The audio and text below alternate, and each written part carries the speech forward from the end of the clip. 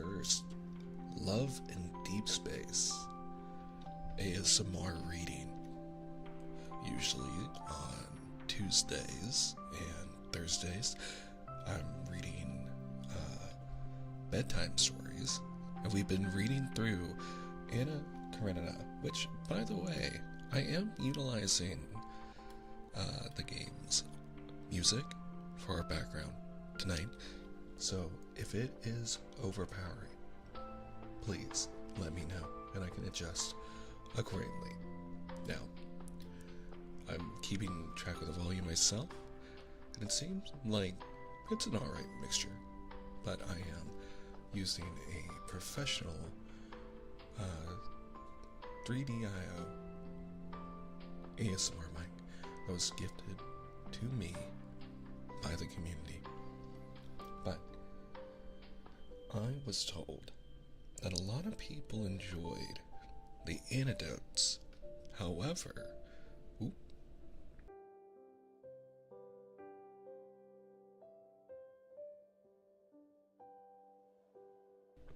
not many people were fans of straight up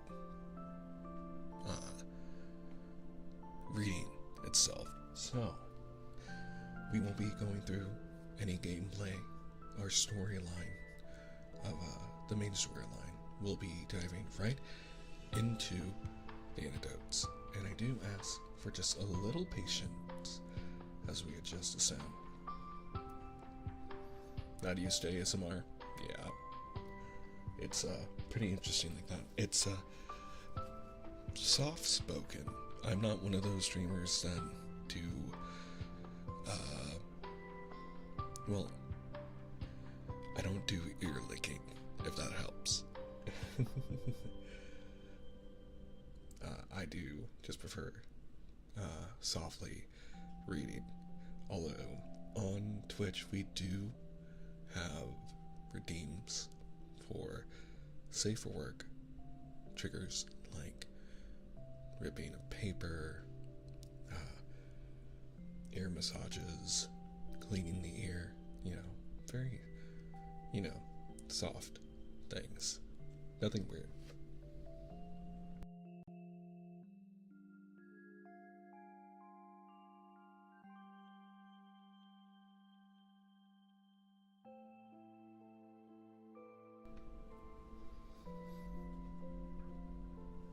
I do apologize if you guys hear any air background stuff. Again, usually for these evening events, I have and use ocean sounds to help balance that out, and nature sounds that I actually went out and spent some time touching grass, mainly sand, so you didn't have to, recording audio to have playing in the background. Oh yeah. I mean, you can imagine it being brushing however you want, but not ready to sleep yet. That's totally fine. Now, this is in the Love and Deepspace category. However,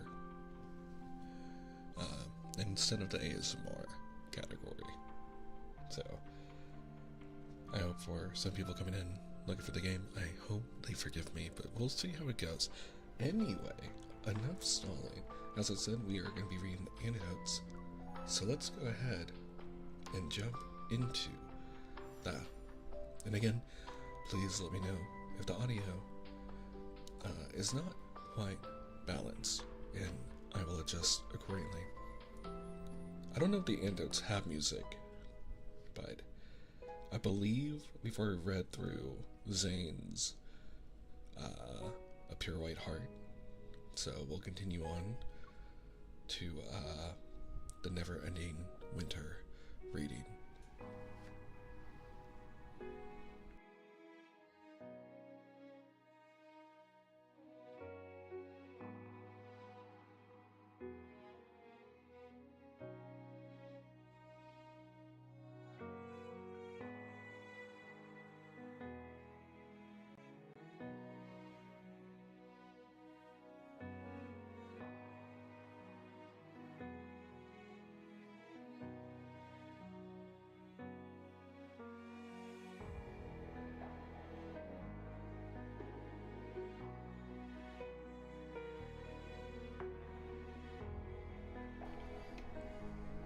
Digital.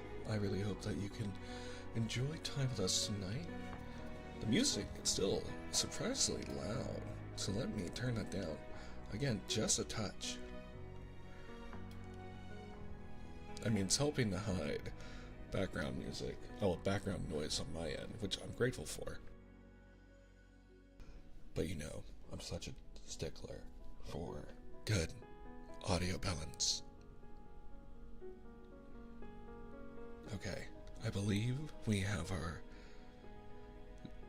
at least a good balance for now. So let's go ahead and dive into tonight's anecdotes, starting with Zane's story of never-ending winter.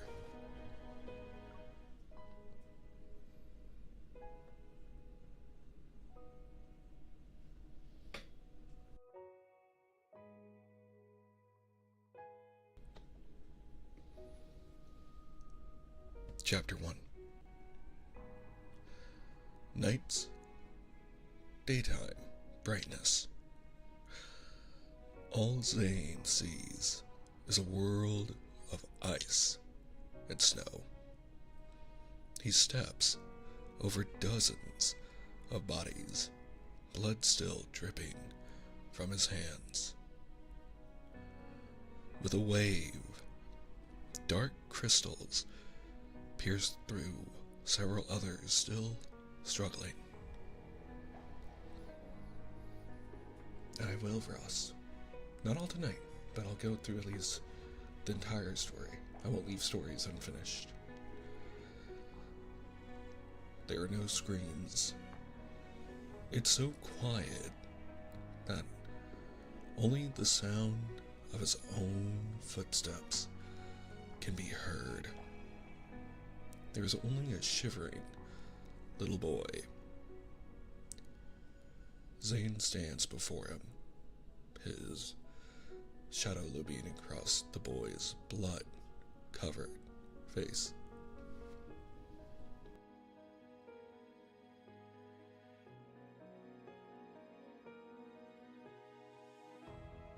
And welcome on in, stranger. Long time no see.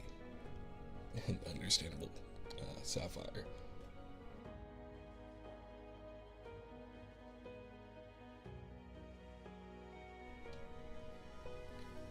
Afraid, the boy is silent. He can only look up at Zane with wide, shining eyes.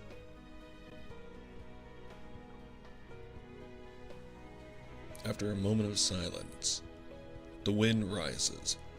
Zane raises his hand, dark crystals once again forming on his palms. Ladies and gentlemen, we will arrive at Miran Airport in 30 minutes. Please fasten your seatbelts.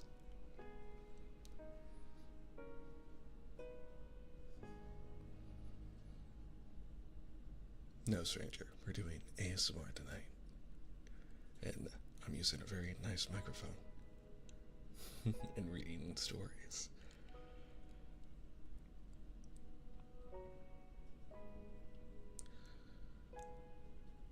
Following the slightly mechanical sounding announcement, Zane opens his eyes. There is no snow, no death. Everything is as peaceful, calm as it always is.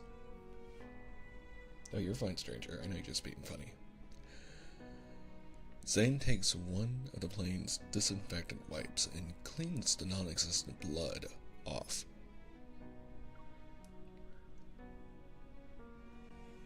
His hands. These hands have mended heart valves and saved hearts.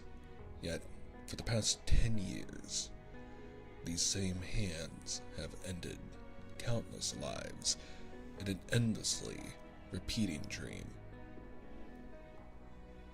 Zane, we're almost there. His mentor's voice interrupts his thoughts. Beside him, the energetic professor notices Zane's serious expression. It's normal to be nervous. You only just started working, and now you're being sent to the Arctic for an important rescue mission. Don't put such pressure on yourself.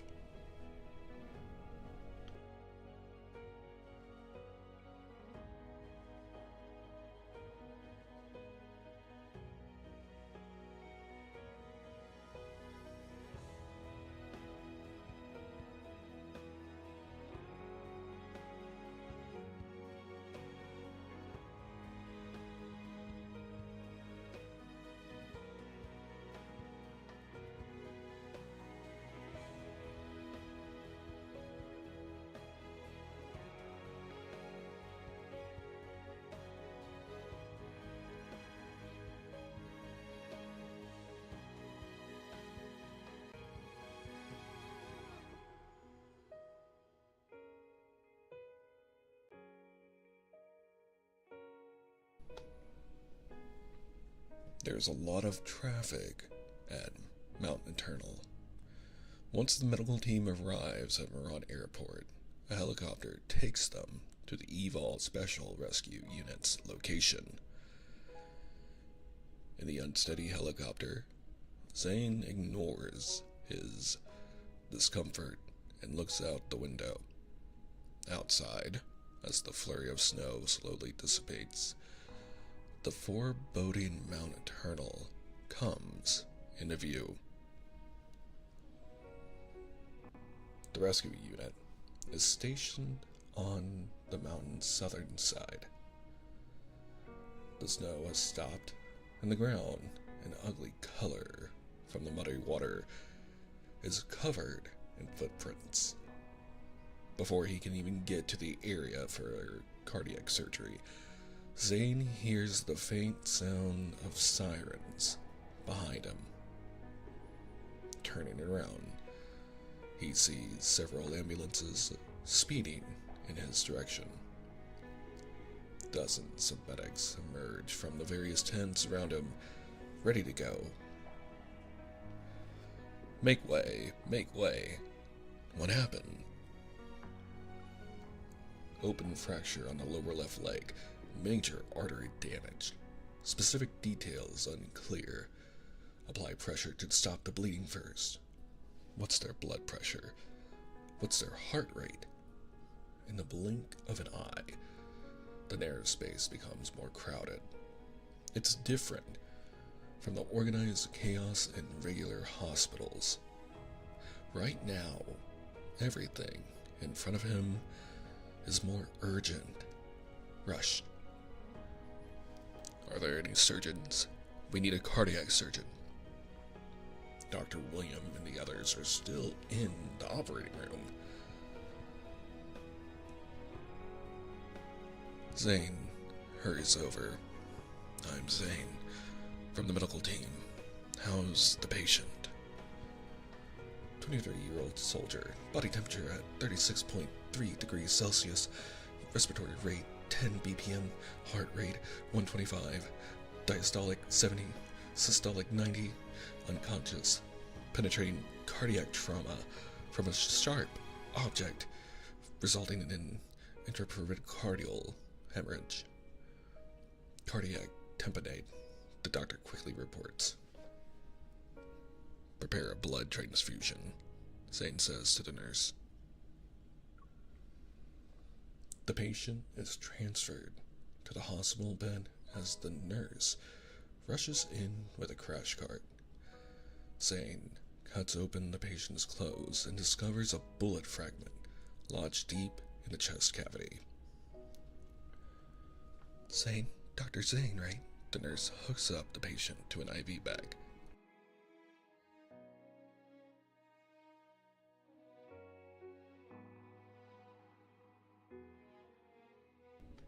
The patient's heart rate is below 50 BPM. Zane puts on his gloves as he watches the dropping blood pressure. We need to operate now. But an urgent alarm from the monitor interrupts the nurse and Zane's expression changes. The patient's heart has stopped. Get an oxygen mask. Prepare the mag valve mask and notify the anesthesiologist to assist with the intubation. The nurse promptly does as she's told. But Dr. Zane, what should we do? The bullet fragment is still in his chest cavity. We can't perform chest compressions. Then we proceed with open chest cardiopulmonary resuscitation. Bring the thoracotomy instruments and contact the operating room nurse to prepare the OR. She's shocked. OC, CPR. Hurry. Donning protective clothing, Zane disinfects himself with a steady hand. He cuts along the left side of the sternum, slicing the subcutaneous tissue and muscle with an electrosurgical knife. In one seamless motion, the pleural cavity is open, revealing the bullet fragment and the pericardium, which continues to bleed. Zane remembers the cardiac ultrasound image shown to him by the doctor.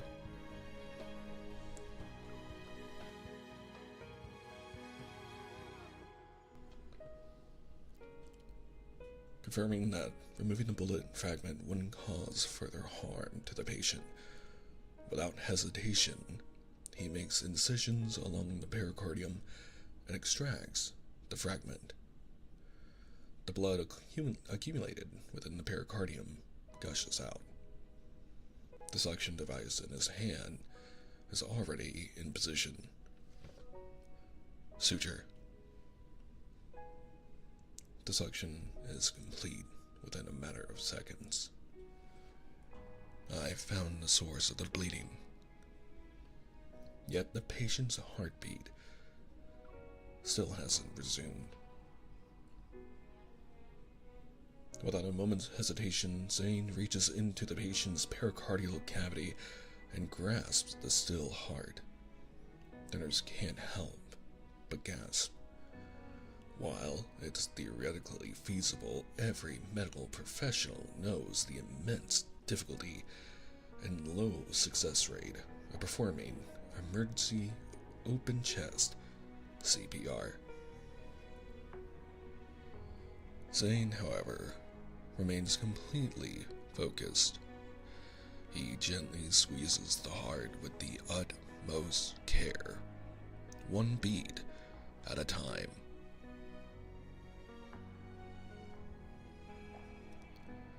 The harsh winds cut through the tent, and dozens of heaters. The chill flows in from the gaps and washes over the bed. The nurse tightly closes the curtains next to her, only to see tiny beads of sweat forming on Zane's forehead. Beep beep, beep beep, beep beep. The blaring alarm stops, and the heart in his hand begins to beat. Zane glances at the ECG monitor, only then does his tense nerves slightly loosen. The operating room is ready, Dr. Zane. What happened, Zane? His instructor hurries over. When he takes in what occurred, he breathes out a sigh of relief. Good work, Zane. Let's move him to the OR. And good luck, Jasmine. Thank you for hanging out with us. The area around the hospital bed becomes busy once more. As Zane is about to stand up, his gaze lingers on the EVOL monitor on the soldier's bedside. For a moment, the originally steady beat suddenly spikes to the top of the screen.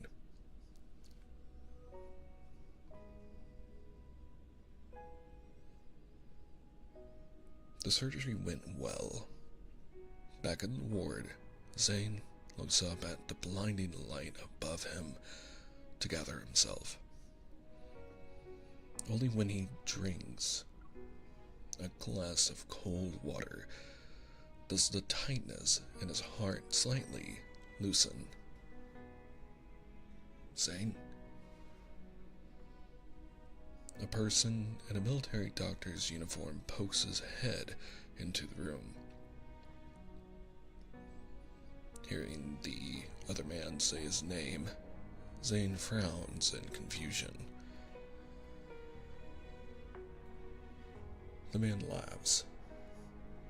35th cohort of the Skyhaven School of Medicine, Medical Sciences, MD, PhD 8-year program, right? Seeing as Zane still doesn't recognize him, the man stands up straight. 31st cohort of the Skyhaven School of Medicine, now a medic of the Evil Special Rescue Unit. William, at your service. As some memories resurface, Zane's expression relaxes. William is a fellow cardiac surgeon. When Zane worked as an intern, William took him under his wing. William pats him on the arm and says, "Time flies. You're a real doctor now."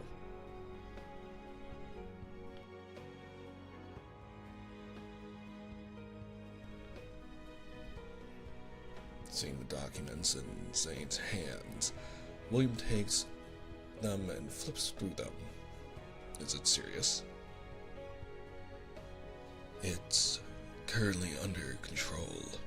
Zane puts his pen back in his breast pocket. He runs his fingers down the indents of the notebook inside, parallel to each other, and right atop his heart. He lowers his hand and accompanies William to the ward. "When did you arrive?" "The night of the incident," William says. Seeing Zane look around, he smiles bitterly. "Bad, right?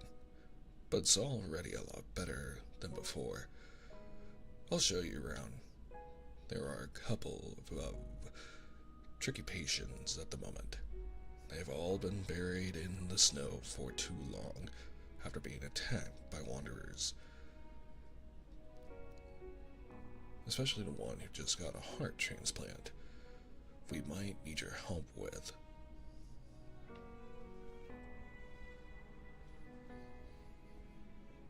A distant roar resounds, followed closely by the loud sound of collapsing snow and gravel. William sighs. "Seems like we won't be getting any sleep tonight either. Let's go. It will be a while before the injured arrive. We'll talk in the meantime."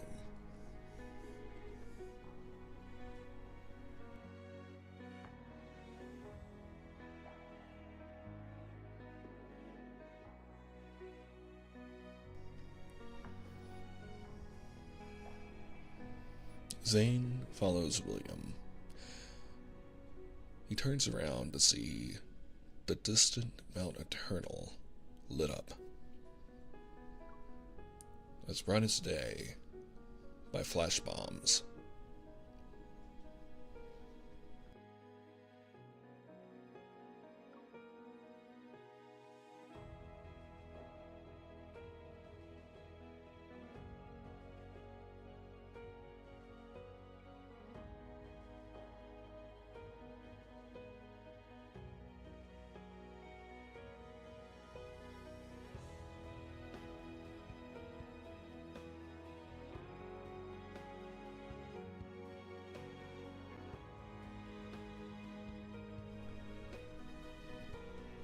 Chapter 2.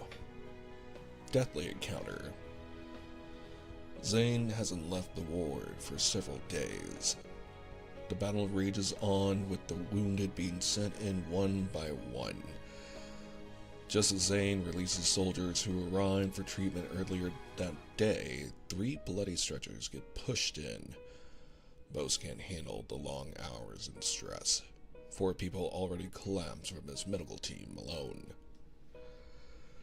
Taking over yet another exhausted colleague's patient in critical condition, Zane leaves instructions before he adjusts the ventilator. He makes 2 rounds around the ward, and after confirming everything is as it should be, walks out of the tent for a breather.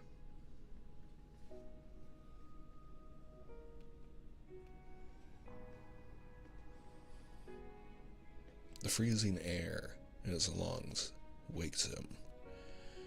It's late, and a giant searchlight covers the snow. In the dark, Mount Eternal looks like a sleeping beast.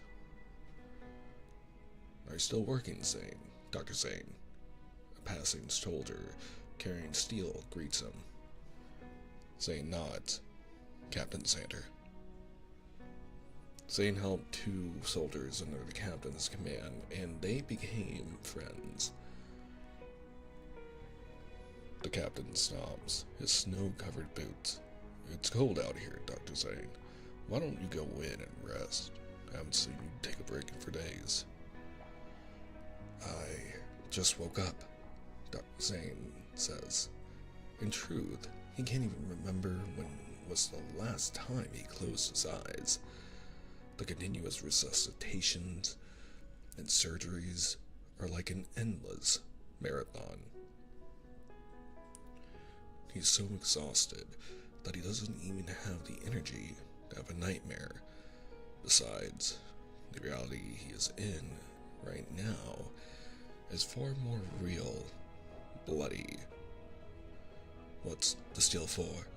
He changes the subject. "They said we don't have enough wood, so we got asked to get a couple of more tents up." Captain Sander wipes the snow off his head. "It's weird. There have been many rescue operations before, and they even gave us new equipment. But somehow, more people are injured. Damn. It's almost like there are endless waves of wanderers." Remembering the recent anomalous evil reports, Zane ruminates. The sharp sound of an alarm pierces through the calmness, and Zane is back inside the ward almost instantly. A nurse rushes to him and reports that a soldier is in cardiac arrest. As Zane listens, his heart sinks. It's the same one he discharged the day before. "Administer 1 dose of adrenaline intravenously." "Got it. Where's the defibrillator?" "Almost here." The soldier, who bid him farewell with a smile not long ago, is pale under his oxygen mask, showing hints of blue. One doctor is performing CPR while another holds the soldier's chin and pinches the breathing bag. A nurse rushes over with the defibrillator. She nimbly slathers the conductive gel on the pads and hands them to Zane.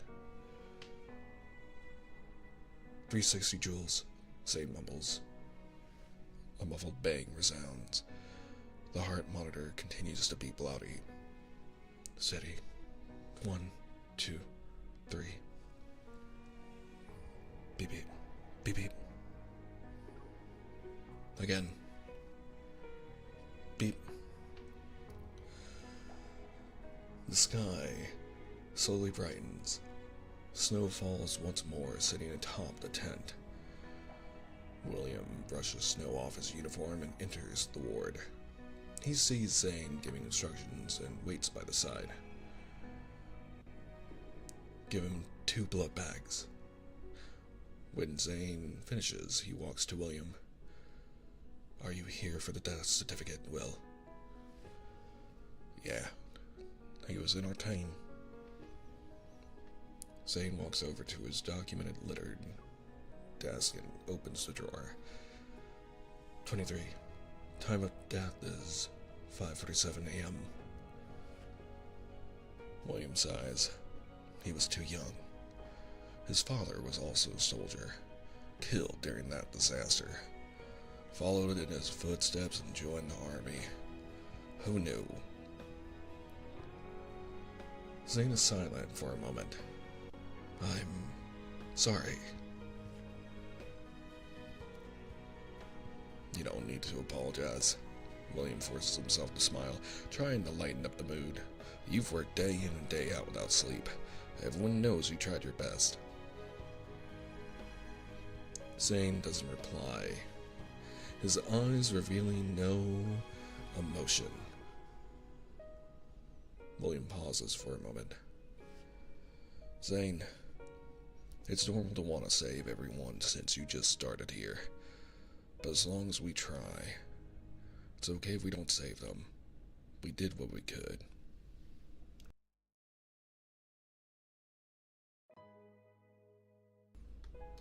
He pats Zane's shoulder. Don't blame yourself too much. Thank you, Will. I'm fine. Zane's phone buzzes in his pocket. He takes it out. I still have a surgery to attend. I'll take my leave now. He gives William a nod and hurries off to change. Zane is once again in that world of ice and snow. But this time, a white figure stands in place of the corpses in blood. Under the raging blizzard, Zane walks toward him, dark crystals forming on his hands once more. The figure doesn't move. It's waiting to die. The moment the crystals soar, the wind stops. In that split second, Zane sees the other man. It's him in a white coat.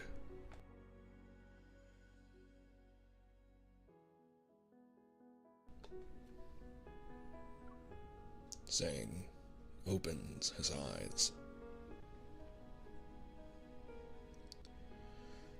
The inside of the tent is dimly lit. His tired colleagues are all nestled in their own simple beds, sleeping soundly. Zane props himself up with one arm, wipes sweat from his face and neck with his sleeves, and slowly slows his breathing. Reaching under his pillow, he feels for his notebook. Zane's fingers hesitate for a moment. Then he takes it out. The cover's indents now form a complete tally mark, one of which is from today. Since coming here, 3 patients died under his care. He strokes the carved marks for each one. He vividly remembers every dose of medication, every surgery, and every harrowing resuscitation. Yet, they still died. It's impossible to save everyone. He knows this better than anyone else. Yet he still insists, persists. The Grim Reaper in his dreams mocks him for his folly, futility, incompetence. It wants to kill his desire to save everyone. But he's not planning to give up.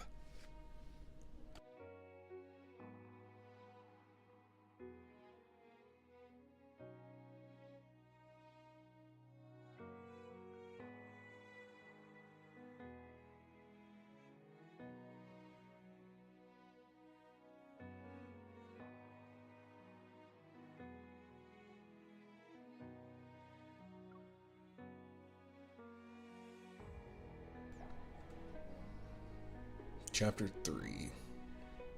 Determination. There's a loud noise. Half the operating room's wall comes crashing down, and a horrible, mangled body climbs in from the outside. The medics who were focused on the surgery freeze in fear, unable to even scream. As the Wanderer lunges straight for the operating table. Boom. Just before the Wanderer can reach it, the creature is sent flying past the destroyed wall. Watch the patient. Zane quickly pulls a surgical drape over the patient's chest. He throws a lancet, and countless sharp crystals embed themselves into the Wanderer. In the blink of an eye, blue smoke fills the room and a protocore falls to the ground. Everything quiets down, leaving only the gasp of those still in shock. Is the patient in stable condition? The anesthesiologist grips the table. Yes. Ask if there is an operating room. We'll move there. Zane looks at the second surgeon's assistant, who's frozen on the ground. Quickly now.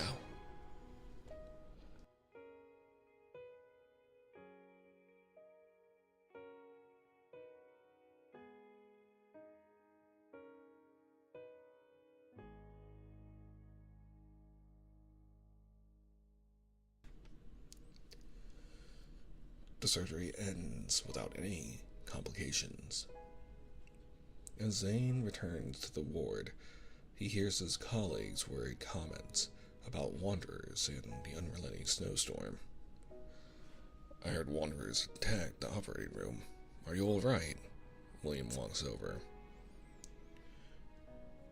When Zane says it's fine, William lets out a sigh of relief, remembering why he came here in the first place. He asks in a hushed tone, Hey, did you support a report to our commander? Why was I told? Zane. His mentor stands at the entrance to the ward. His expression is serious. Come here. A transfer order rests on a desk, stamped with the hospital's red seal. The hospital told you to return. The medical field can't afford to lose another person. His instructor hands the document to Zane. Pack your things. A car will take you to the airport later. When Zane doesn't move, the old professor snaps. I know what you're thinking, but now is not the time for you to show off. Being able to deduce a change in the Mountain Eternal's protofield from the patient's abnormalities is helpful to the mission, but that's where your duty ends. He once again shoves the paper in Zane's hands. Med school didn't teach you everything so you could die young. I'm enough for the cardiac surgical team here. Zane clenches his hands. I'm sorry, but I have to stay. He takes out a pass, 2 lines engraved deeply into the card by the HQ stamp. Name Zane. Detachment. Evolve Special Rescue Unit. Special Operations. I'm going to the center of Mount Eternal's protofield to assist them. When did you? The professor is furious. He slams the table. Even if you want to study the cause of the patient's changes, the protofield's abnormalities could lead to even greater tragedies if you... He doesn't want to say it anymore. Zane looks at his instructor's gray hair and steps forward to hold his hand. This is my duty. Don't worry. I'll return safe and sound. If he can't save everyone, then he'll go to the root of the problem and eliminate it.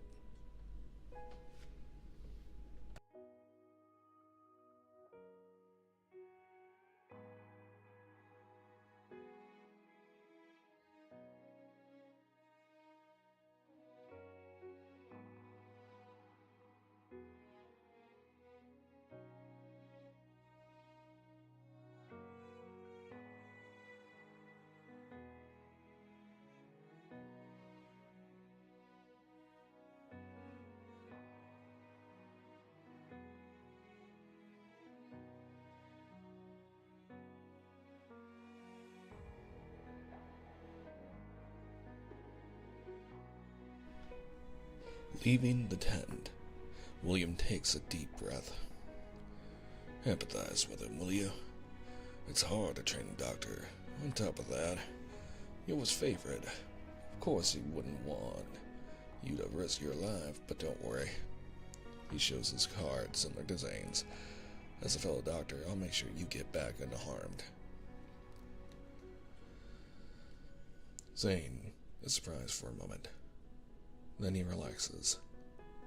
Thank you, William. William smiles and stretches out his hand to him. Welcome to the team.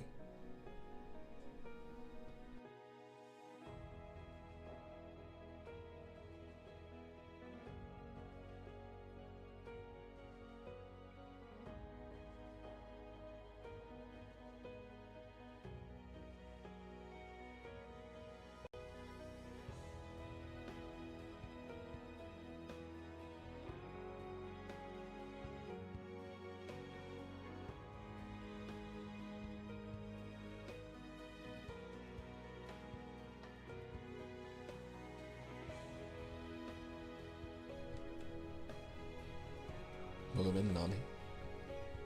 I heard your stream went well. You're joining us at a really fun part of the story. We're going through the anecdotes for those viewers who are also just joining.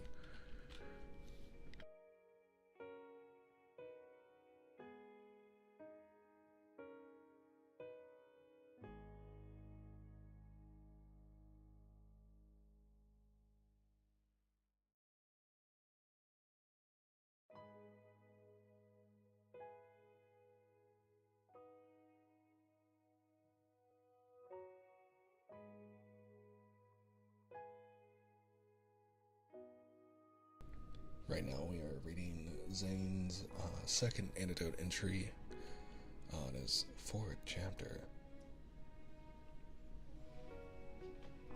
Yes, this is very soft-spoken news far, using the community-given 3DO mic. And again, I thank everyone who's also hanging out with us on YouTube. As before we begin the chapter, I do have a request to do an ear tap, so I will do that real quick. For those of you who are listening to the story, we will begin shortly.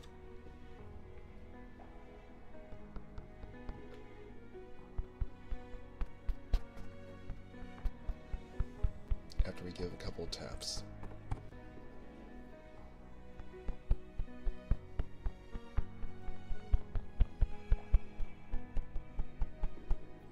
And again, over on Twitch, we do have different themes, like ear rubbing or ear cleaning, like so, if you do enjoy this kind of ASMR. We do take breaks between chapters in order to do special redeems like this.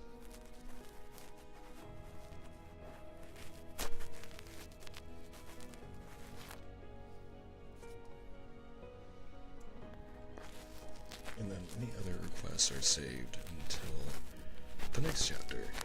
Although you're welcome to redeem channel points to have it happen.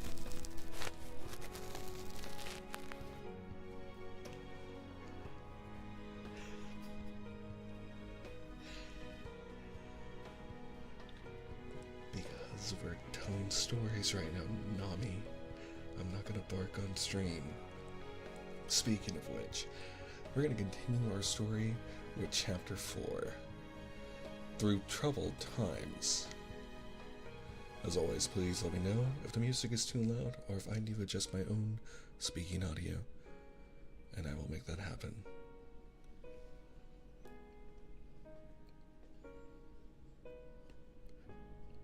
A week later, a special operations team composed of 30 elite members entered Mount Eternal fully armed.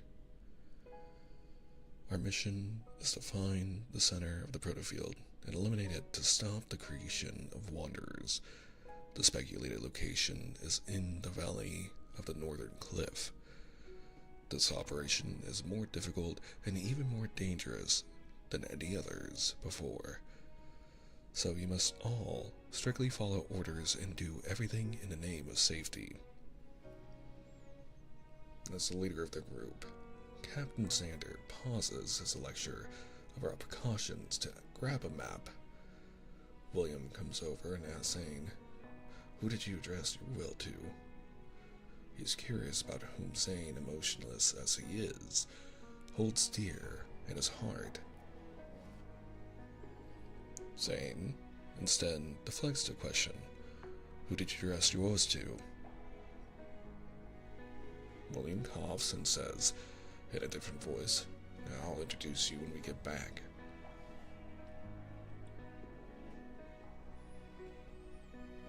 Despite being mentally prepared, Zane didn't expect getting back to become an unobtainable luxury. As they venture deeper into the mountain range, the terrain becomes more treacherous, and the energy fluctuations more violent.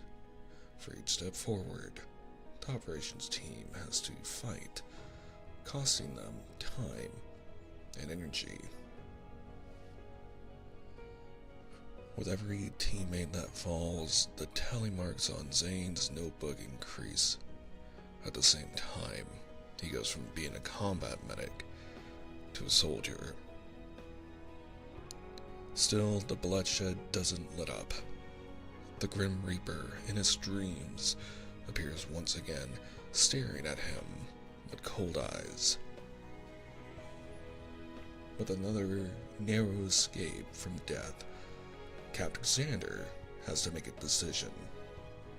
They alone cannot hold back the protofield's energy fluctuations. If they keep going, it will only lead to more casualties. They must act quickly and destroy the protofield center. When William returns to the tent, Zane is dressing his wounds.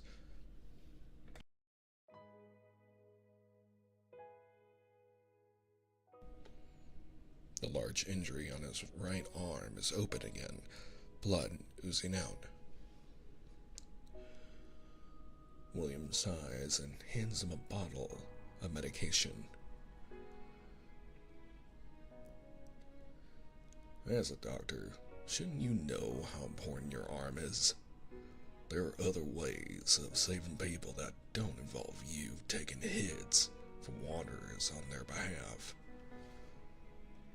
I know what I'm doing. I don't think you do, William asks. Zane, I've always felt like you're more desperate than others when it comes to saving people. I've seen dedicated medical staff, but none as persistent as you. Is something weighing you down? No, Zane answers. There is. Not at all. Once Zane is done dressing his wound, he takes out a sleeping bag and lies down in a way to show he wishes to rest and not be disturbed. William remains where he is, clearly unwilling to leave until he gets an answer. The two are at a stalemate. In the end, Zane admits defeat. Years ago, he says, after a long time, I almost killed someone important.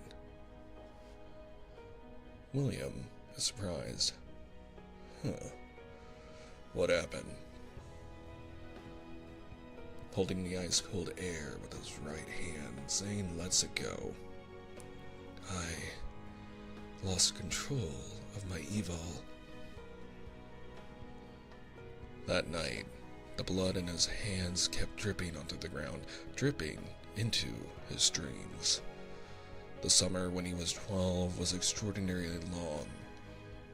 Every little thing, like the ivy climbing up the courtyard wall, the stall that sells popsicles, the swings in the park, is clear in his mind, as if it were yesterday. A snowstorm ended that summer. It was the first time a black-robed Grim Reaper appeared in his dreams. Yes, I actually have come to enjoy doing southern accents when I can. Having grown up in the South, it's almost become second nature. Right, maybe a few more paragraphs from Zane's point of view.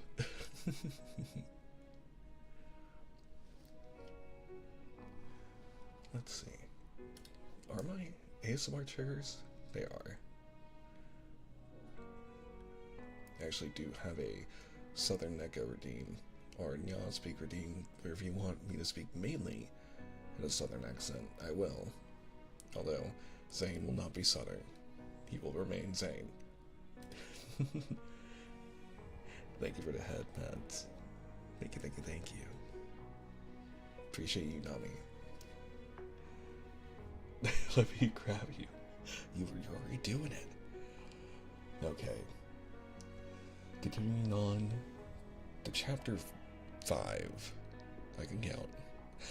A long way home. The day grows shorter. The night, with the relentless snowstorm, descends on Mount Eternal. By the time the team reaches the valley, they are down to less than half their original number. Outside, the blizzard rages on, yet inside, it's strangely calm. The dense forest is filled with dead trees, standing tall like tombstones. A faint blue light flickers on the black, broken branches. The continuous ringing of the detection alarm, and the sight in front of them all point to one thing. The Protofield's center. Looking at the scarred but determined faces of his teammates, Captain Sander says in a deep voice, "Let's begin." Yes, sir. Everyone quickly and quietly gets ready to destroy the Protofield Center. Orientator calibration done. Electrical currents ready. Metaflex barrier test initiated. 1. Bunker is ready. Anti-protofield system setup is complete. Limit of protofield strength reached. Transmission progress at 75%. Magnetic field coordinates confirmed. 57, 31, 64. Transmission progress has reached 100%. Everything is ready. In an instant, a deafening roar fills the air. Sand and rock fragments fly through the valley, along with millions of energy particles. The blizzard rushes in. The violent energy fluctuation causes dozens of wanderers to gather. Captain Sander, shocked, yells into the howling wind, "Stay alert, don't fall asleep. There are wanderers." At the side of one of the creatures, swinging a weapon at an unconscious teammate, he lunges at it. Clang. A wall of ice several meters high erupts from the ground and pierces the wanderer's protocores. Zane grips his right arm with his left hand. He uses Evol to freeze his weak legs, forcing himself to stand. Get them to safety first. I'll handle this. Several icicles pierce the wanderers. He grits his teeth. His mouth tastes like rust.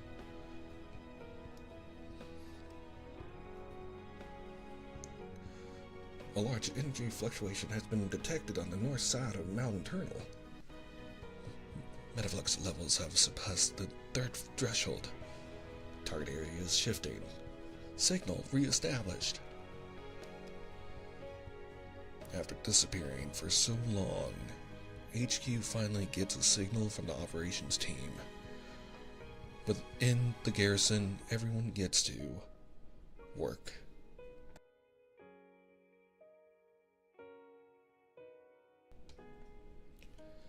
The commander picks up the intercom and says, "The protofield in Mount Eternal has been destroyed. I repeat, the protofield in Mount Eternal has been destroyed. All units, head to Mount Eternal and bring back special operations."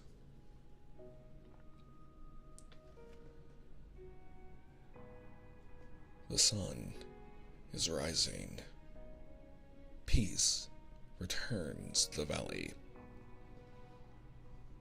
Crackling is heard. Operations. Operation? Do you read?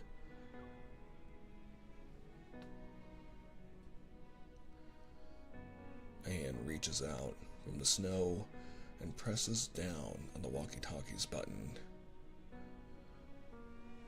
Operations. Copy. 294. We'll be there soon. What's the situation? Are there any casualties? Casualties. Zane struggles to stand up and sees his teammates scattered across the snow, unconscious.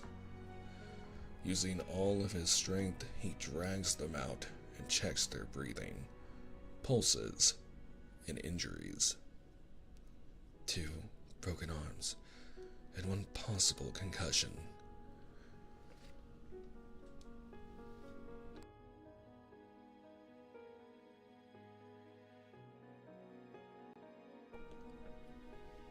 Hearing a familiar voice, Zane moves to the other side of the destroyed wall and finds William talking.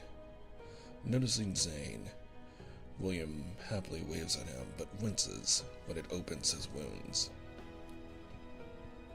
The remaining smoke from the explosion finally disappears, revealing a gaping hole at the bottom of the valley.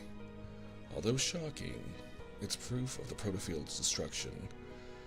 After checking the vital signs of their remaining teammates, William sighs in relief. "Zane," he says with a smile, "we can go back." Indeed. Sunlight filters through the clouds and fog. Zane's heart, always so wound up and tight, finally relaxes. The frozen apocalypse of his dreams did not become reality. There should be some heating equipment left in the bunker. I'll go look. William pats snow off him and starts walking.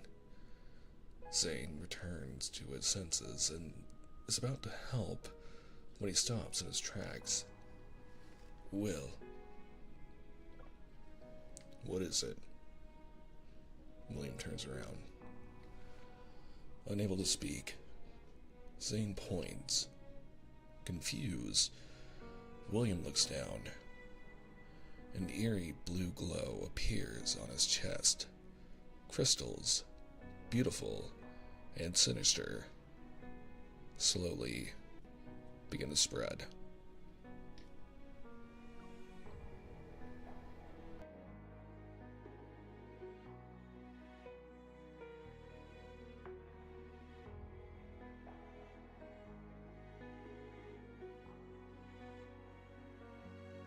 What a cliffhanger. We're rolling right into chapter 6. The nightmare worsens. What is this? Suspicious, William touches them. He finds the fine black crystals are now growing on his hand and sting. He tries to wipe them off, fling them off, even uses Evol to get rid of them. The crystals continue to grow.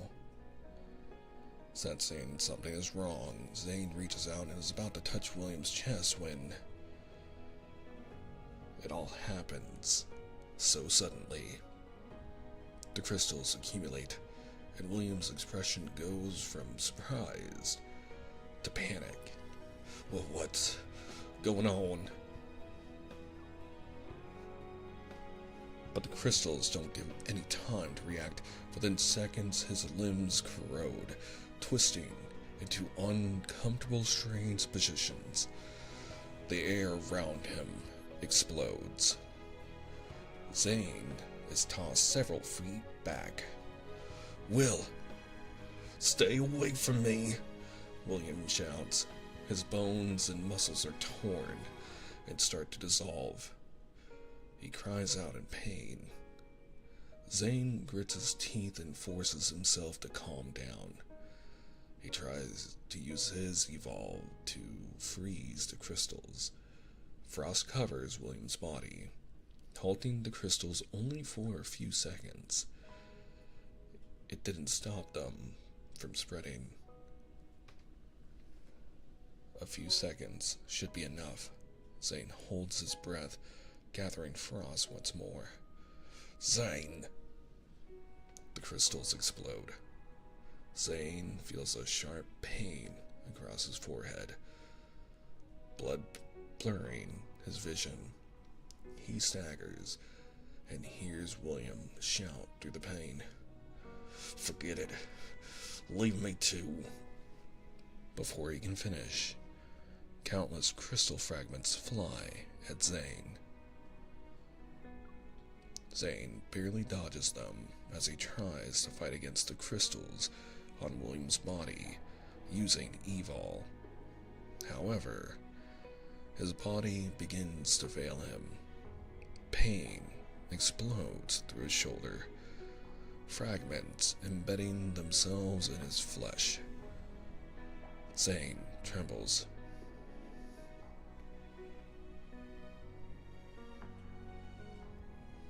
No, you'll get taken down with me.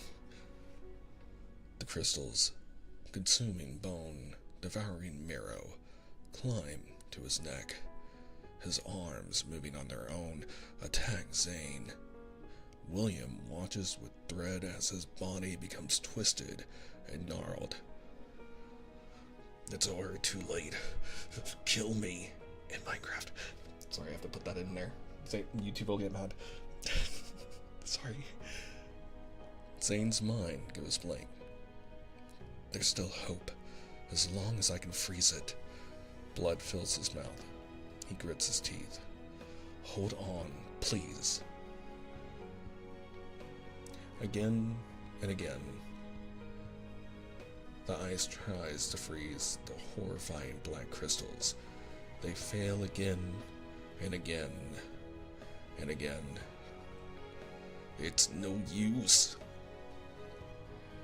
As if a million little knives are piercing through his head, William uses his remaining strength to say, Help me.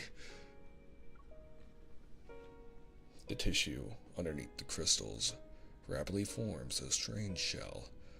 For the first time, Zane realizes that life, which always represents hope and salvation, can be terrifyingly ugly.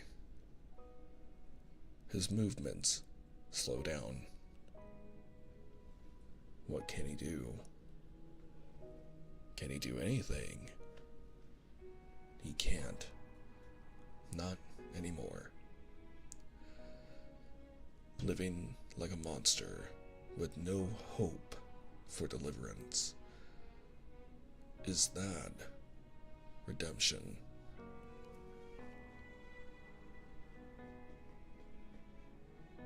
Crystals have encased William's body, leaving only his eyes which stare at Zane with a mix of pain and hope. The figures in Zane's nightmares emerge with William.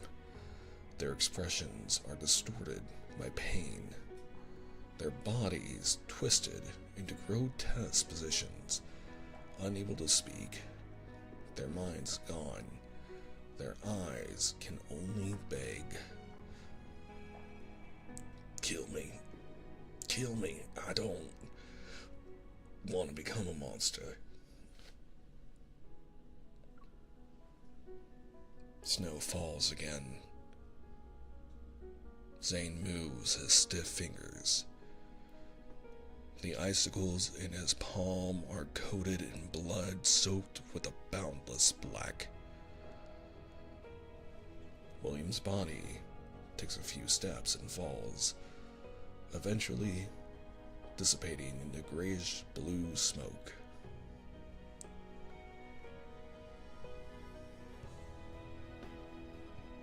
The people he killed in his dreams appear once more. Body after body sprawled in front of him, turning the valley into a giant tomb. The wind reverberates into a mournful howl, sounding like a sorrowful cry from the sky, or the cries and wails of countless people on the verge of death. Warm, sticky blood gurgles, melting the crystallized snow, which quickly freezes again. It melts and freezes over and over, turning into a tombstone. Zane watches one of these winding trails of blood, his blood.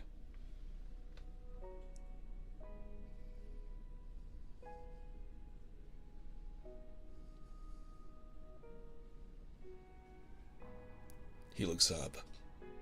The Grim Reaper stands in the distance, watching him on the snowy mountain covered in blood and death.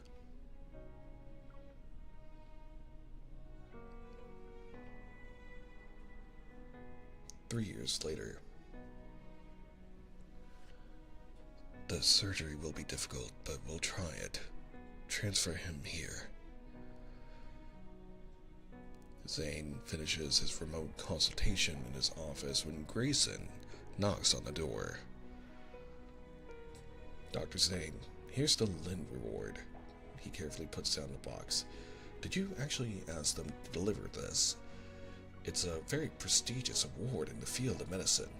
I can't believe you didn't even go to the ceremony. I had an outpatient to take care of that day. I couldn't go. Grayson is shocked. Was it not possible to reschedule? Some patients book 2 to 3 months in advance so they have time to travel. I can't reschedule. He looks over his computer screen. Do you have nothing else to do? Grayson leaves immediately. After his work is complete, Zane opens the box. Text is etched into the side of the exquisite award. Dr. Zane successfully performed the world's first abdominal aortic repair using evil technology. He saved a patient who was attacked by wanderers. This is both a miracle and a monumental moment in medicine. He shoves the box deep into his drawer, right next to another. Inside is an award that belongs to William. He stares at them quietly. His memory of William's crystal-covered body in his moments of death merges with the abnormal crystals in the patient's heart. The blizzard that covers Mount Eternal appears in front of him once more. The snow buried William's body, and with it, all those secrets. But strange crystals reappeared. The Grim Reaper, hidden in the darkness, opens his merciless eyes once again. This uncertain, cursed fate is far from over. Which brings us to the end of that anecdote. So lovely. Now I understand why all of you were telling me that you were really sad. I chose a really great one to start off with tonight. Oh, I get a reward, that's right. Yes. I hope you guys enjoyed the story, Never Ending Winter. We do have another Zane story tonight, which I'm sure people would love to hear. I don't know if it's just as sad. However, we will continue Zane's story, following chronological order, and then we might have time for another one.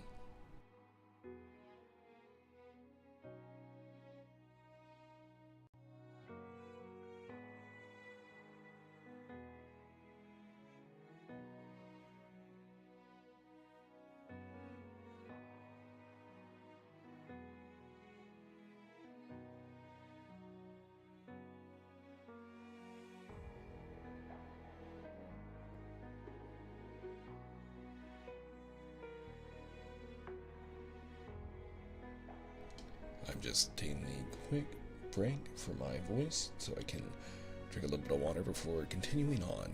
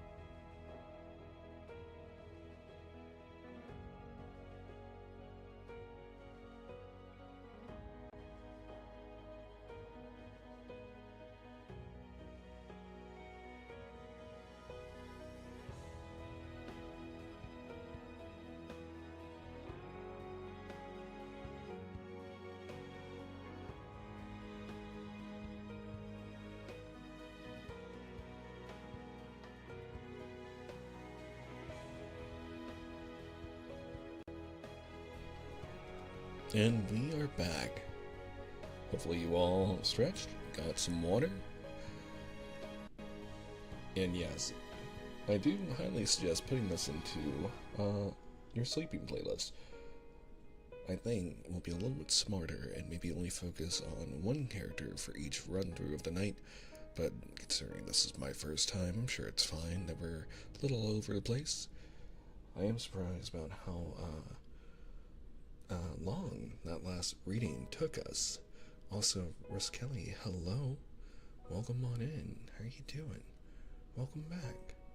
Glad to have you. You were just in time.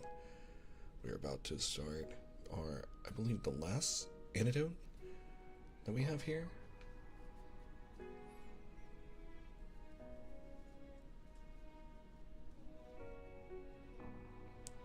So there are rewards. Huh. Okay.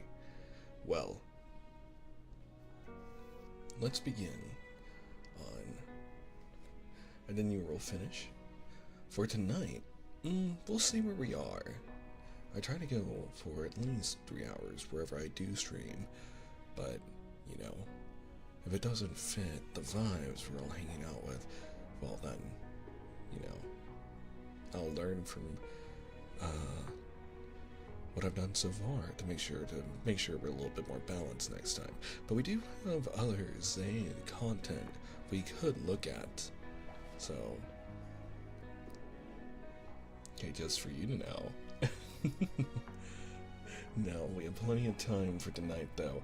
These stories are actually quite large. The last one took us about an hour and a half. So, there's still plenty of story. With that being said, let's go and begin, shall we?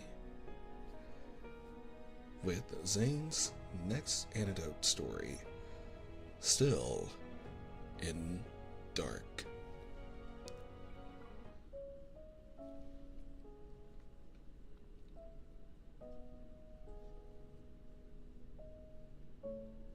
Ooh. Ross from YouTube. Oh, welcome to our Twitch side. It's nice to have you. Also, the music has changed. So I am going to adjust the audio just to fit it. As always, please let me know if the mix is not to your liking. I'm always here to, you know, adjust the quality. And yes, I'm glad that you guys are enjoying listening. I know not a lot of people want, you know, to read. Me, I've always been I've been a nerd when it comes to reading. I love reading. So, that's where I actually got the idea to do bedtime story ASMR.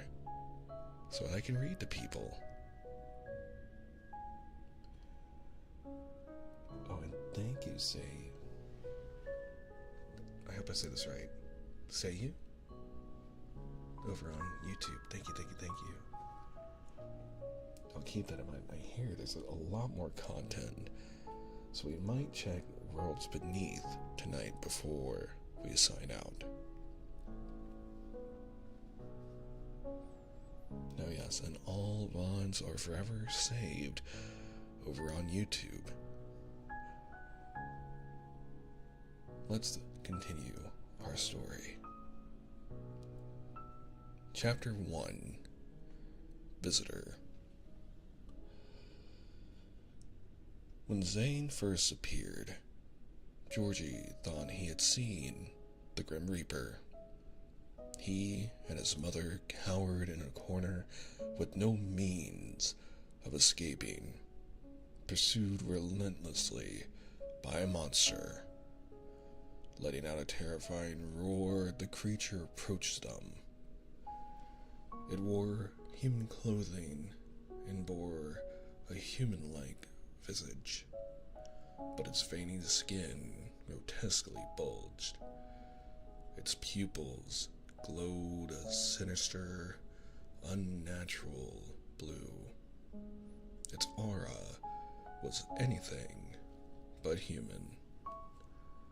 Suddenly, His mother pushed Georgie away. With all her might, she embraced the monster, and from beneath his skin strange tendrils burst forth, resembling eerie blue hooks. They embedded themselves into her. Through the tears blurring his vision, Georgie saw a black figure enter the alley. Just as clouds parted, cold moonlight illuminated the person's black coat. He drew closer, his face expressionless, a sharp dagger in human form. "Help!" A child's voice, young and shaky, cut abruptly through the dark, narrow alley. The monster released the hooks in Georgie's mother and whirled around to pounce on the figure. A garbled roar resounded. A starved beast had spotted easy prey. The man took off the black leather glove on his right hand. Georgie caught only a glimpse of a thin beam of light shining between the man's fingers. It was shaped like a shard of ice. In the blink of an eye, it hurled itself toward the monster, piercing its heart. Frozen and nailed in place by an invisible force, the monster gazed down at its impaled chest, gasping for air.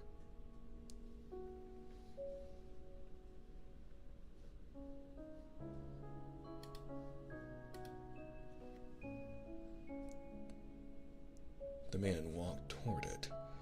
With each step, the tendrils on the monster's body fractured bit by bit.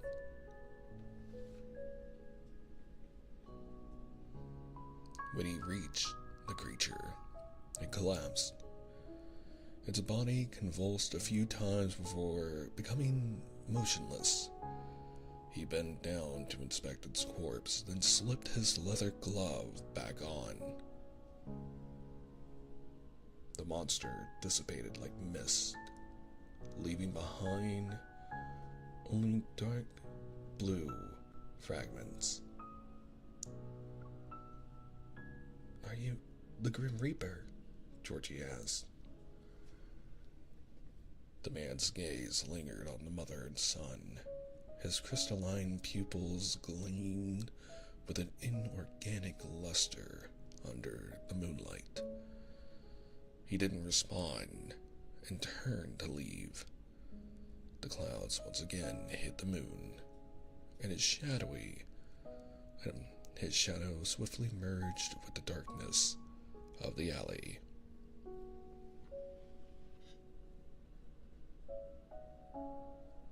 The second time Georgie encounters Zane, it's at a convenience store. 1 month has passed since then.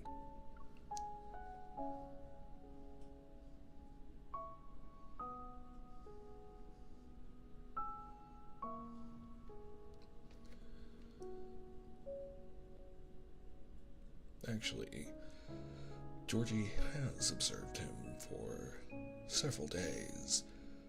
Zane lives in an apartment nearby. His outings are unpredictable, and whenever Georgie tries to follow him to see where he goes, he always ends up losing sight of him. The only place Zane consistently visits is this convenience store. He always picks up a box of chocolates placed at the front of the shelf and proceeds to check out, seemingly indifferent to the kind of chocolate.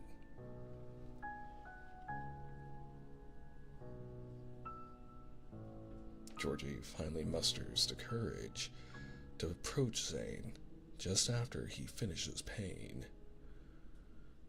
"Hello, we met before. I'm Georgie. I know you come here every day to buy chocolate. This is important chocolate here.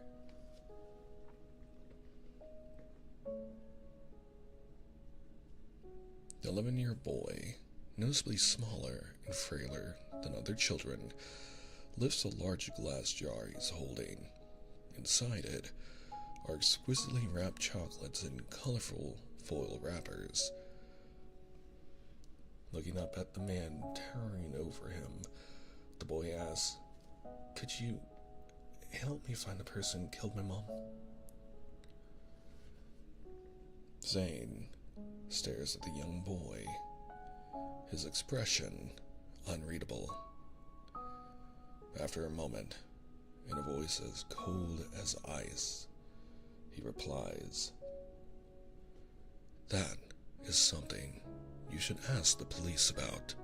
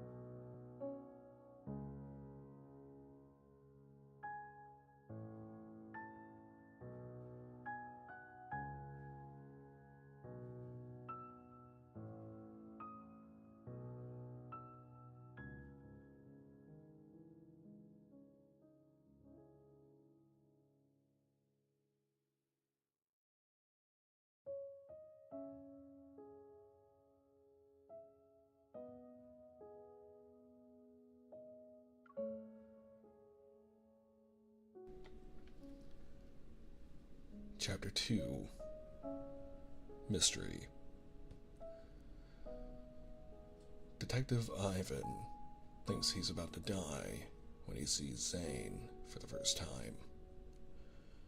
The man standing before him, known within the police department as Dawnbreaker, is a mysterious serial killer. He leaves no corpse behind, only scattered fragments of an unknown dark blue substance. If it weren't for surveillance cameras that had captured footage of him committing the murders, these victims would simply be considered missing people. And unlike normal murders, this resembles complete erasure. The victims vary in gender, age, and identity, but the only thing they have in common is the shards left at the crime scenes. This baffles Ivan the most. The fragments emitting a faint blue glow remind him of a wanderer's protocore. Long before Ivan's generation was born, wanderers had appeared on Earth. And as far back as he can remember, wanderers roamed the city, prompting people to spend most of their time indoors. To avoid them, many simple tasks were delegated to robots, and people indulged in VR to pass their remaining years. Ivan was taught that wanderers were amalgamations of energy. So why do the victims leave behind a substance resembling a protocore after death? Is the material all that remains of the victims? Or could this serial killer be specifically hunting bodies, humans who possess such things in their bodies?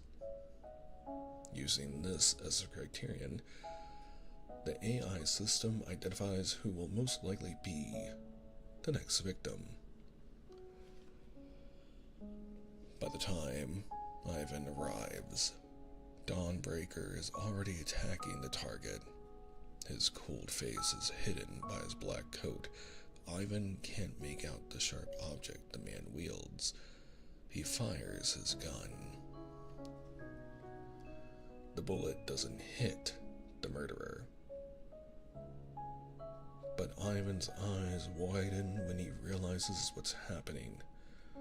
The target, an elderly man who's close to dying, suddenly lunges at Dawnbreaker in one swift movement. Several hook-like tendrils erupt from the old man's skin, and one pierces Dawnbreaker's arm. Under the streetlight, the foreign substance on the old man's body glows a sinister blue, which grows from his skin. Dawnbreaker doesn't even flinch. In his other hand, a slender beam of light appears again. This time, Ivan sees it. It's a shard of ice. The moment it pierces the old man's chest, the tendrils on his body instantly shatter. He's discovered the murder weapon and the origin of the dark blue fragments at the crime scenes. Ivan raises his gun again, but with a wave of the Dawnbreaker's hand, both Ivan's hand and gun are instantly frozen by blackened ice crystals. Calling hell. Ivan can't even finish his sentence. An icicle grazes his cheek, pinning his communicator to the wall behind him. The body on the ground dissipates in the black mist, leaving Ivan dumbstruck. This resembles the unique way wanderers vanish after being destroyed. He wasn't human, Ivan murmurs to himself. Dawnbreaker's indifferent gaze sweeps over him. Then he turns around, his black coat blending into the shadows of the night. Since that day, Ivan has reviewed the surveillance footage from every crime scene, trying to find that black silhouette. But the individual is an intangible enigma, vanishing into the jumble of pixelated images. However, Ivan's efforts are entirely fruitless. The identity of the latest Jane Doe has been revealed. She was a worker in an underground protocore factory and laid off a few months ago. More importantly, she had an 11-year-old son named Georgie. And it just so happens, an orphanage had recently filed a missing person report for a boy named Georgie who was under their care. Ivan's police intuition tells him that following this clue could very well lead him to Dawnbreaker. He's firmly convinced the next time they meet, he'll arrest the serial killer and bring him to justice.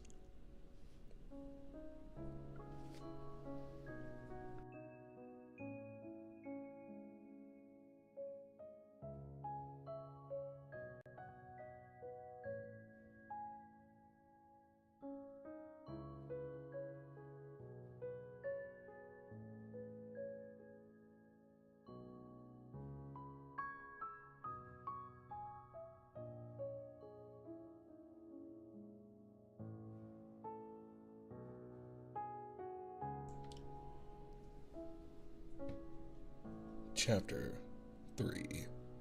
Shelter. Zane isn't surprised to see the little boy at his apartment door. When he left during the day, he noticed a glass jar full of chocolates placed by the door, like bait sitting in a trap. It waited for its prey to be ensnared. A small head peeked out, barely visible behind the stairwell. Zane chooses to ignore him and continued walking downstairs. When Zane returns, it's already deep into the night. The little boy is asleep by the door, clutching the jar. His small head almost droops to the ground. Hush mumbles in his dreams. The only thing he can clearly hear is one word: Mom. With the hallway lights off, darkness envelops him. Zane looks down at the curled up child. He reaches into his coat pocket, only to find it empty. He ran out of chocolate. Zane takes 2 steps forward and kneels down next to the boy. Georgie wakes up from the wrestling, opening his eyes to a dark silhouette close by. Cold, pale fingers twist the glass jar's lid. Panicked, Georgie watches a hand pluck one chocolate from the jar, unwrap it, raise it, and place it into a man's mouth. His eyes meet in an emotionless gaze, the coldness jolting him awake. Tentatively, Georgie says, "Are you going to help me?" Zane silently stands up. Desperate, the boy tugs at the hem of Zane's coat. "You ate my chocolate. You accepted my payment." Zane opens the door and walks into the apartment, his coat slipping from Georgie's grasp. However, the door doesn't close. Georgie lifts his head and sees him standing at the doorway, his hand resting on the door. "Are you letting me in?" After Georgie tentatively steps inside, Zane lets go of the door and walks away. He sits on the sofa. Georgie looks around. The room lacks decorations, and the furniture is extremely simple. The only hint of humanity is the faint cracks on the grayish white walls, signs of age and neglect.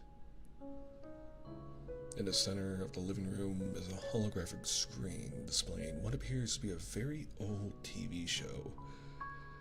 On the screen, a man in a white coat is treating a patient.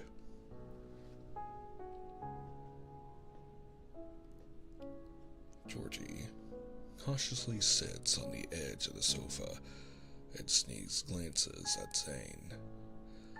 The seemingly emotionless killer is now engrossed in an outdated TV drama. The scene, full of contradictions, gradually emboldens the young boy. "Aren't you tired?" Zane asks. "What is this?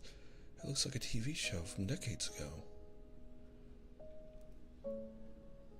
In the room, aside from the dialogue from the TV drama, the young boy's voice passes through the quietness. "Mom used to say only rich people can afford to go to the doctor." Suddenly, Zane gets up. Georgie shrinks back, afraid he's about to be thrown out of the apartment. However, Zane only takes the glass jar from Georgie.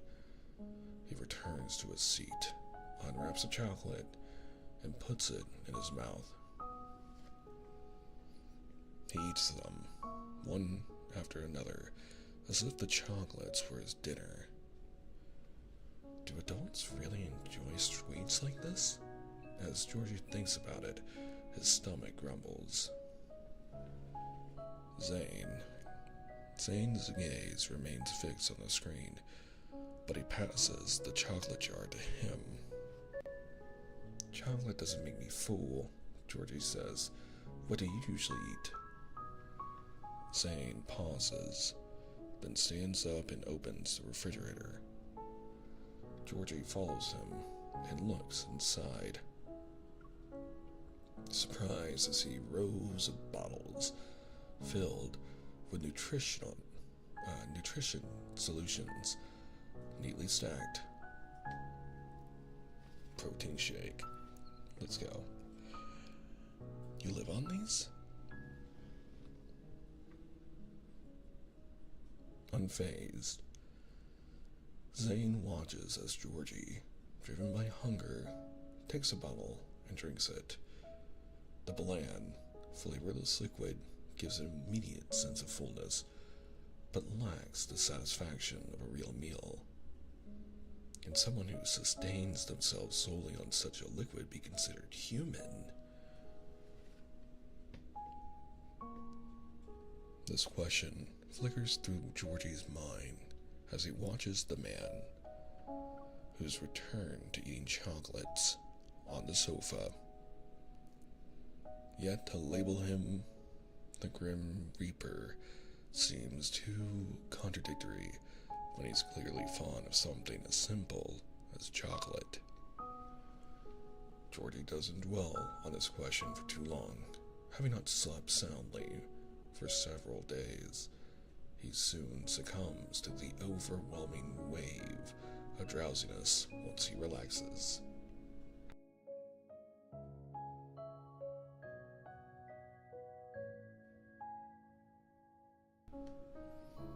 When Georgie opens his eyes again, sunlight streams through the window and into the living room, making the glass jar on the coffee table sparkle. And the jar, which was brimming with chocolates last night, is now only half full. Rubbing his eyes, Georgie sits up on the sofa and sees Zane carrying a pot with a budding jasmine from the bedroom. Wearing a t-shirt, Zane looks more like a college student who lives next door rather than the Grim Reaper in a coat. Georgie is stunned, watching him place the pot on the window sill so it can bask in the sun.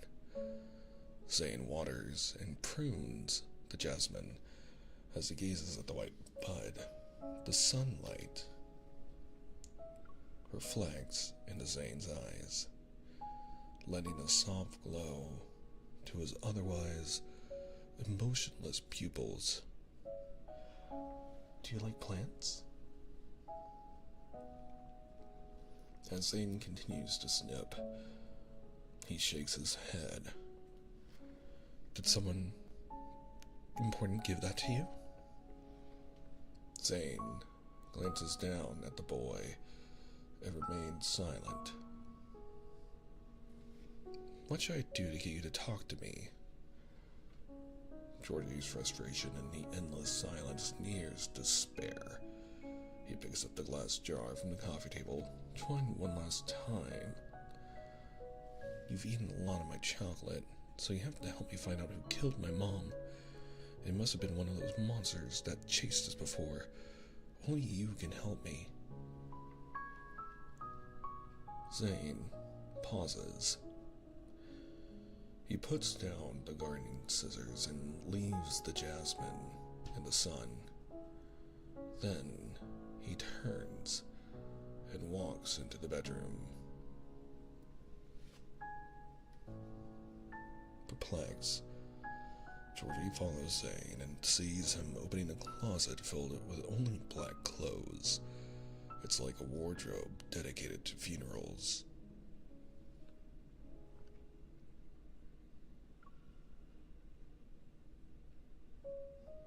And aside from the wardrobe and bed, there are no other pieces of furniture in the bedroom. Next to the bed is a holographic screen. Unlike the outdated TV drama in the living room, this displays countless moving green dots. What's that? Unsurprisingly, Georgie's question is met with silence. Zane, wearing his black coat once more, reverts to the Reaper-like appearance Georgie saw before. Georgie follows Zane out of the apartment, and they arrive at the convenience store. This time, Zane heads straight for the refrigerated aisles, methodically scanning rows of various flavored sodas. Eventually, he picks a bottle from the top shelf, its packaging unremarkable. "Is it any good?" Georgie can't help but ask. Zane pauses for a moment, then grabs another bottle. He also slips a jar of chocolate into Georgie's arms before proceeding to check out. After leaving the store, Georgie takes a few sips from the soda. The flavor isn't anything extraordinary. Zane opens his bottle and starts pouring it out. Before Georgie can react, the liquid solidifies in mid-air. Popsicle? It looks weird. People used to call it an old popsicle. Zane looks at the popsicle in his hand and takes a bite. He appears to savor the taste. "So you like other stuff than chocolates and nutrient drinks," Georgie adds, even though it's still very strange. Zane doesn't mind his comment, and the two walk down the street. There aren't many people around. It's to be expected, because wanderers are present, and people prefer to stay indoors as much as possible.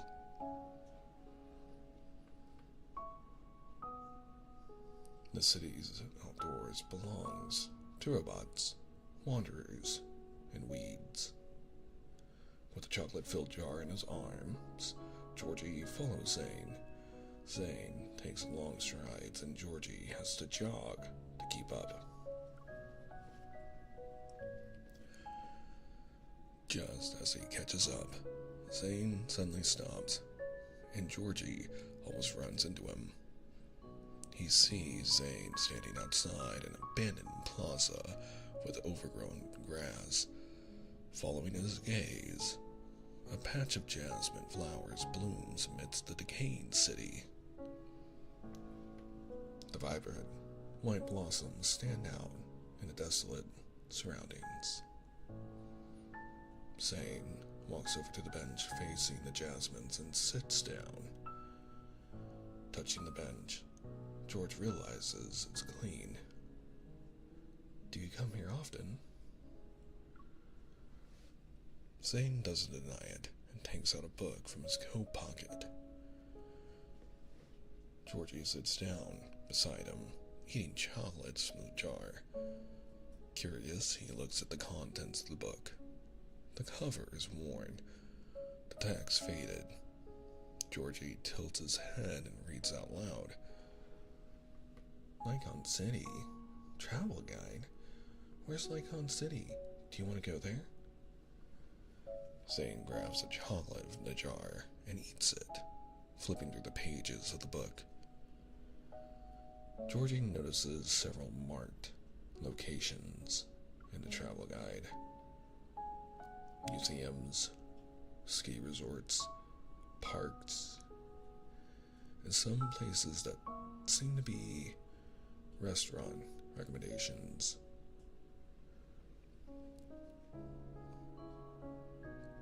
Lycon City, Axo Hospital.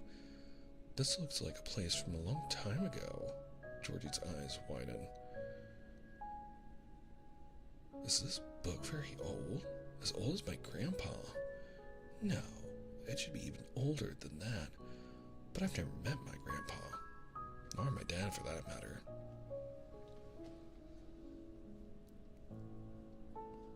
Zane calmly glosses over the boy's mumbled words. "Why are you interested in an old city?" The boy looks up at him.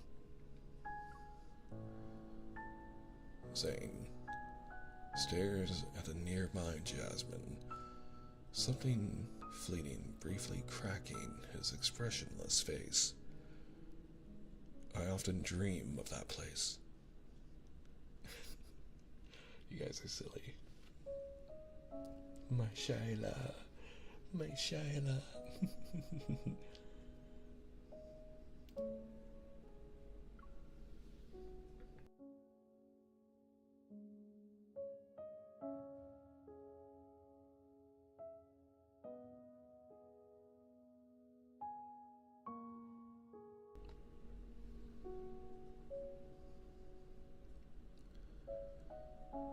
Chapter 4, Nightmare.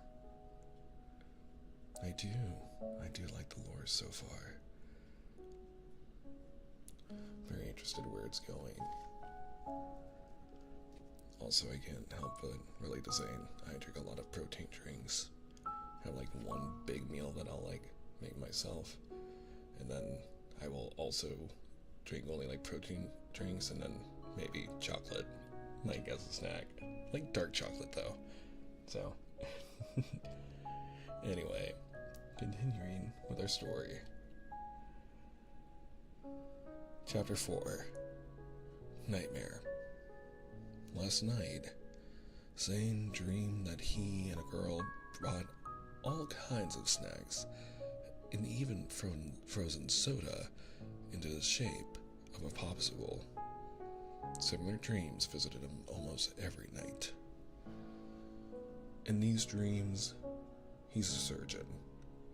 His dreams keep overlapping with scenes of a doctor's life, and a constant, recurring presence is a girl.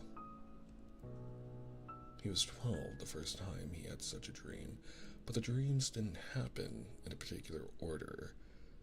They were fragmented. So when he was 12, he already knew the doctor in his dreams would meet that girl at 27.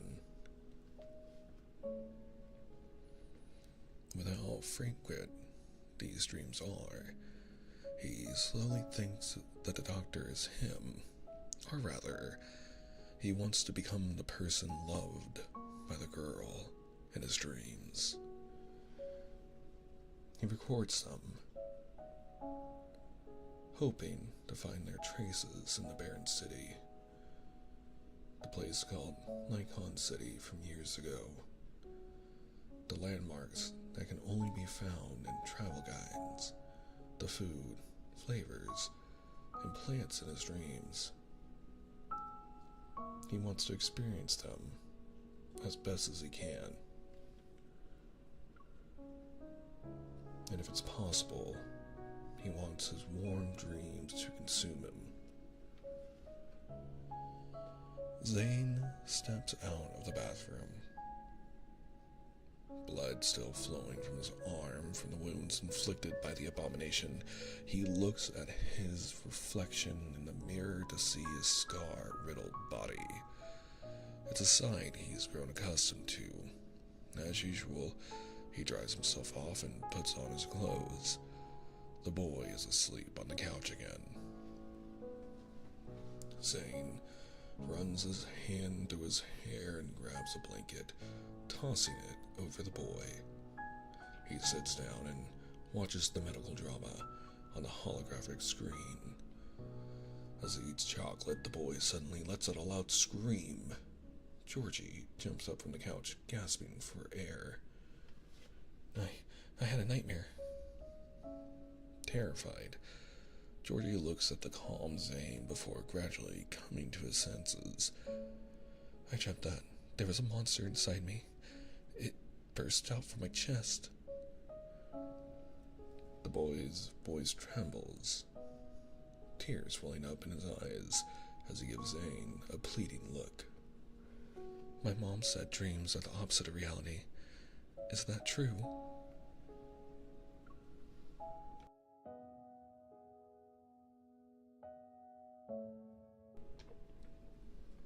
Zane thinks for a moment and presses a button on the remote.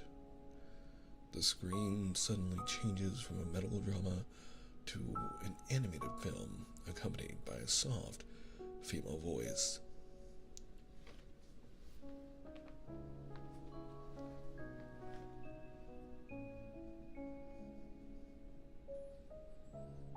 A long time ago, there was a man named Zhuangzi. Forgive me if I didn't say that right. He dreamt he was a graceful butterfly. When he woke up, that feeling remained. He couldn't tell if he was a butterfly dreaming about it being Zhuangzi, or if Zhuangzi dreamt of being a butterfly. Georgie stares at the screen where elegant dialogue transforms into dancing butterflies and then into a historical figure. Confused, he mutters, "Maybe I'm just a monster's dream. When will it wake up?" The boy turns to Zane. "And what about you? You said you were dreaming of a place called Lycon City. Who are you in your dreams?" Zane switches back to the medical drama, where the protagonist is performing a very risky surgery. "Do you dream of being a doctor?" Zane pauses, then nods. "Then do you appear in that doctor's dream? Maybe to him, you're also a nightmare." Zane looks down at the boy, who appears innocent and concerned.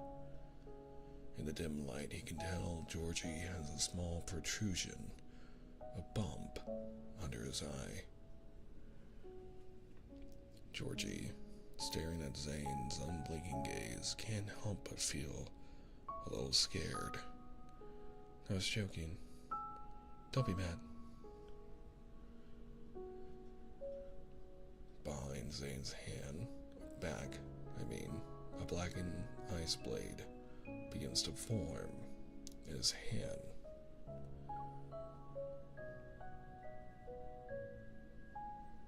"We're not related, so I understand if you don't want to help me find the killer." The boy lowers his head, unable to meet Zane's gaze.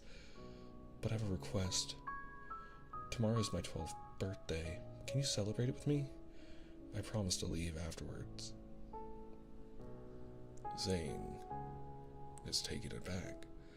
The ice blade quietly melts away.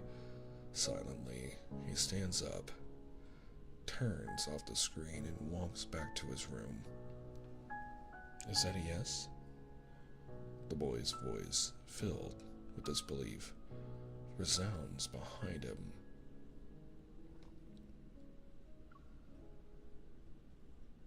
In Zane's bedroom, on the screen, a red dot begins to grow amidst countless green ones. The coordinates of the red dot show that it's right next to Zane. Just before the alarm rings, Zane turns off the screen. "Good night." His voice is cold. He closes the bedroom door.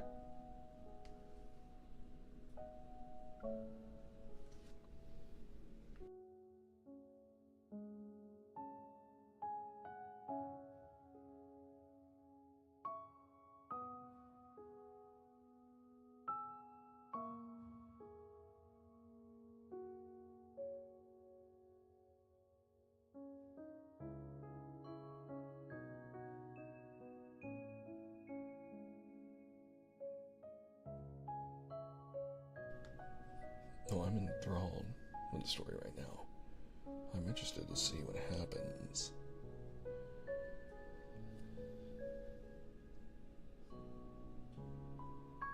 Chapter 5. Birthday. The next day, Zane goes through his usual routine of moving the jasmine to the windowsill to soak up the sunlight. He waters it. After that, he puts on a black coat and takes the boy with him. Zane leads Georgie into a dessert place, where the robots behind the glass window are diligently making cakes and pastries. "Is this for me?" The boy's face is filled with surprise. Zane taps on the holographic menu and adds the macaron to their deal. To their meal, he turns to meet the boy's curious gaze. I dreamt about it last night. The boy's eyes widen. The doctor in your dream ate a macaron? Another person did as well, Zane says, taking a seat by the window. Georgie sits down with Zane. Will the doctor also dream of you celebrating my birthday? Zane looks out the floor-to-ceiling window. Maybe. They are the only customers here. The robots play Happy Birthday and bring out a cake with 12 candles. Georgie's face lights up with a smile for the first time. Besides my mom, you're the first person to celebrate my birthday with me. He clasps his hands together and closes his eyes. My wish is to find the person who killed Mom. When he opens his eyes, a subtle blue glow emanates under his skin. Georgie smiles at Zane and blows out the candles in one breath. They devour the cake, and a bit of frosting accidentally lands on Georgie's face. It reveals a childlike innocence that matches his age. When's your birthday? The boy looks up. Zane eats the colorful macaron. I don't celebrate birthdays. You never celebrated your birthday before? The boy's eyes widen. I stopped after I turned 12. Why? The macaron's overwhelming sweetness fills his mouth, but Zane still wants another. Zane's dreams began on his 12th birthday. His adoptive father became an abomination, hook-like tendrils growing inside him. He attacked his wife and son. Zane watched helplessly as his adoptive mother died before him. When his adoptive father lunged at him, Zane chose to use his evil. He stabbed the ice into his adoptive father's heart. That was Zane's first kill. It was also his first time freezing an abomination, preventing them from turning into wanderers. He never celebrated his birthday ever since. Later that night, he dreamt of himself in a doctor's white coat, treating a girl. Dreams have become his only solace ever since.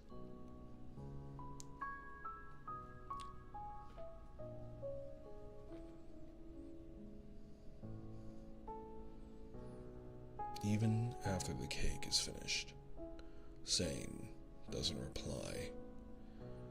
Determined, Georgie lowers his head. When is your birthday?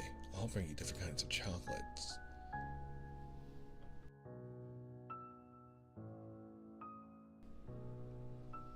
Astonished, Zane looks at the boy. Outside the floor-to-ceiling window, the sun sinks into the horizon, casting a brilliant yet melancholic light glow upon the desolate city.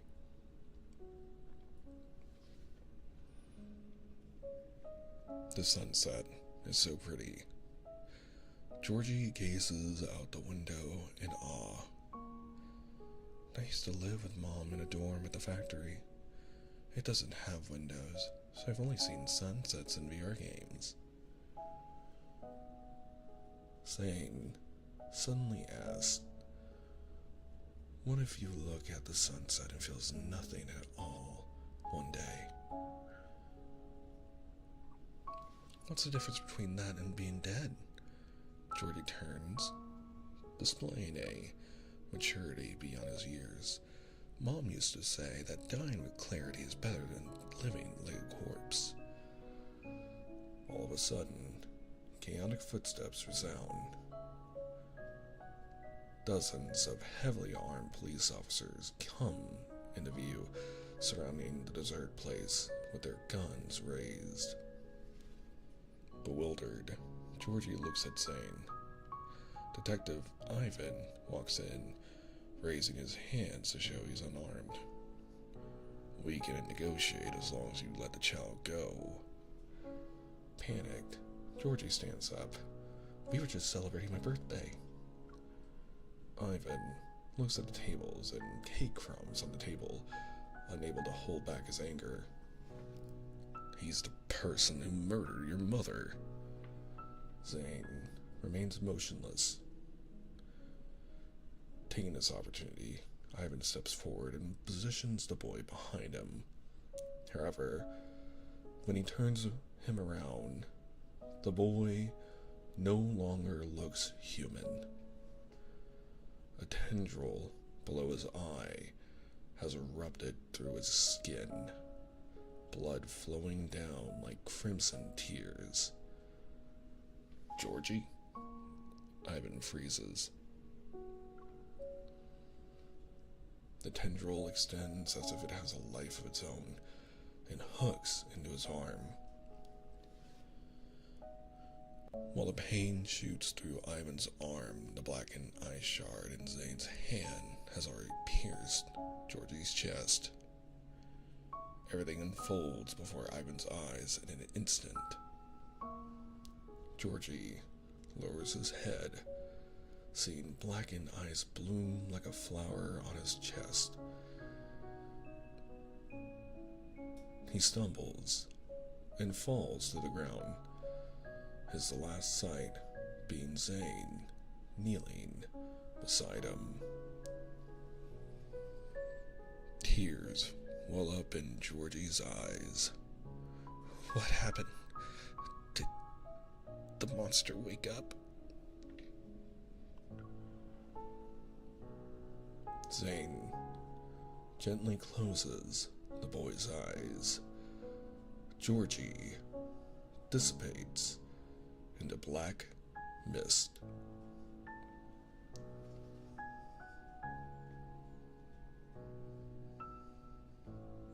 The melody of Happy Birthday continues to echo in the desert place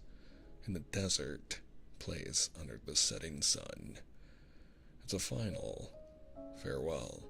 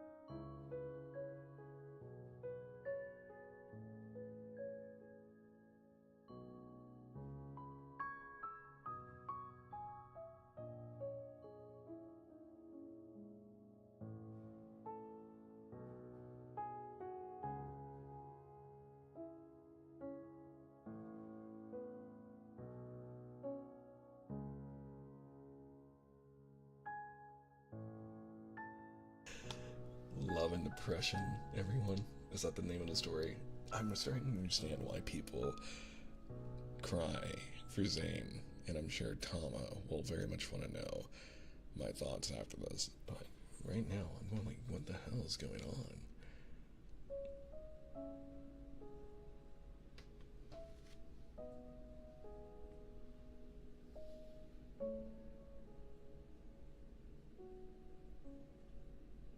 Okay. For the last chapter, Chapter 6, Cover Up. On a quiet hillside, 2 tombstones stand, one big and one small. Neither has photos or names. Zane places a jar of chocolate in front of the small tombstone. He remembers the woman buried here. She approached him half a month ago, pleading for him to kill her.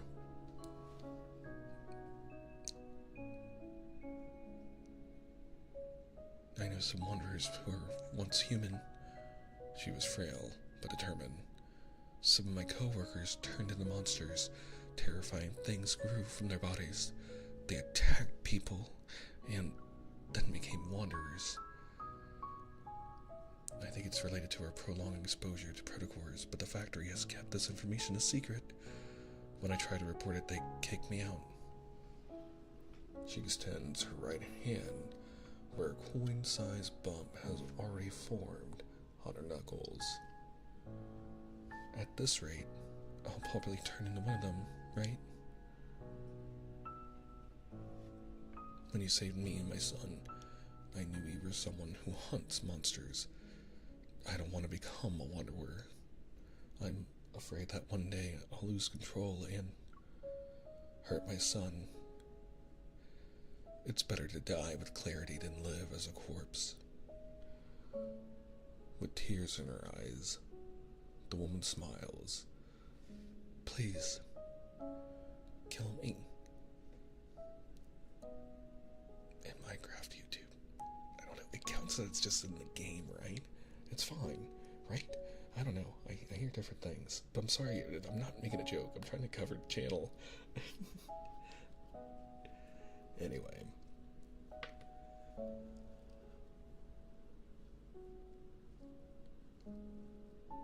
The sound of footsteps pulls Zane out of his reminiscence as a thin, middle-aged detective approaches. He places a bouquet of flowers between the 2 tombstones. Gazing at the small tombstone, Ivan's heart feels an indescribable heaviness. I've always wondered, did you know from the start that child would turn? Is that why you kept him by your side? Zane reaches into his pocket and pulls out 2 chocolates. He hands one to Ivan. Ivan hesitates for a moment, then takes it.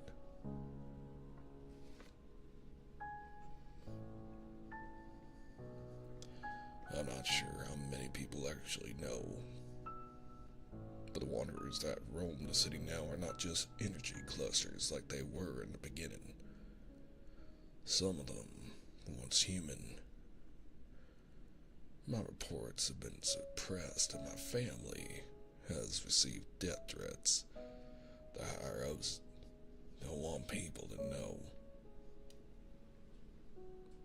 Zane silently unwraps the chocolate and puts it in his mouth. How long do they want to hide it? Perhaps one day this world will be overrun by wanderers. Ivan suppresses the unease in his chest and takes a bite of the chocolate. All I can do now is stop the investigation on Dawnbreaker and destroy the records. That way no one will ever know of your existence. Hopefully, this will buy you more time to prevent the world from collapsing. Zane looks at the detective. I hope this will be our last meeting. Ivan forces a smile. Yeah. If I see you again, does that mean I'm gonna turn into a wanderer? His expression becomes solemn. His smile gone. If that time comes, please don't hesitate to kill me. Ivan watches Zane's dark silhouette fade into the blood-red sunset. He murmurs to himself, "This time, justice stands with the Grim Reaper." A familiar melody drifts through the darkness. It's "Happy Birthday." "Happy birthday, Dr. Zane." The girl's clear voice rings out, her smile warm like the morning sun. Is I dreaming again? "From now on, I'll always be by your side for your birthday." The girl's sincere yet slightly shy expression makes him unable to resist the urge to caress her cheek. He lowers his head and discovers they're holding hands. He reaches out, but right before touching the girl's cheek, she's suddenly looks shocked. "You are Dr. Zane? Who are you?" Zane abruptly wakes up. A gray wall stares back at him. The alarm resounds, and the holographic screen starts flickering red again. Zane takes a deep breath. What did that dream mean? How did the girl see him? It's as if she saw him through time and space, through his dreams, to realize he's not the doctor. Zane's gaze sweeps over the windowsill. The jasmine quietly blooms under the moonlight.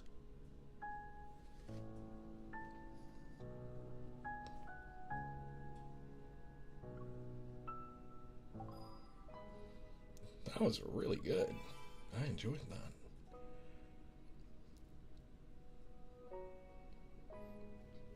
And I believe that is a very good time for us to call it here for our first Love and Deepspace ASMR reading of the Anecdotes. We'll do another segment just like this again next Thursday at 9 p.m. Eastern Standard Time, which is when I usually do my ASMR segment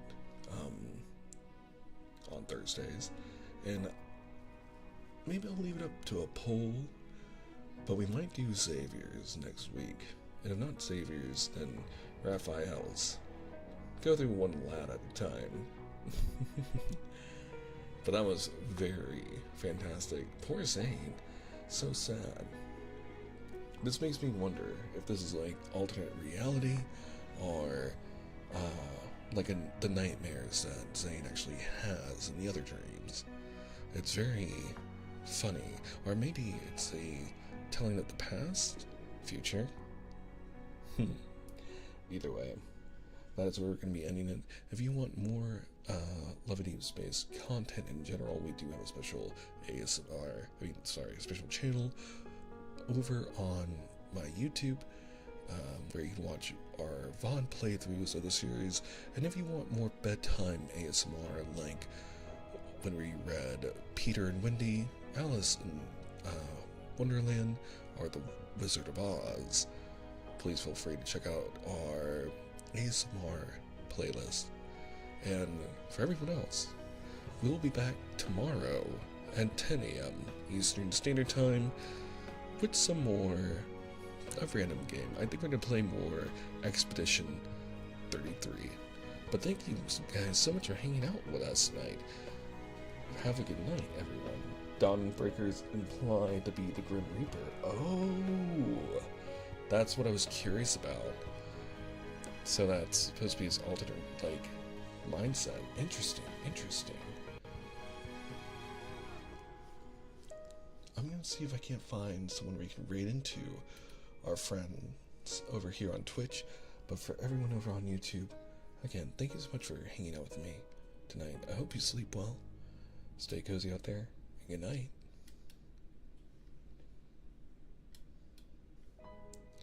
Now, for our homies here on Twitch,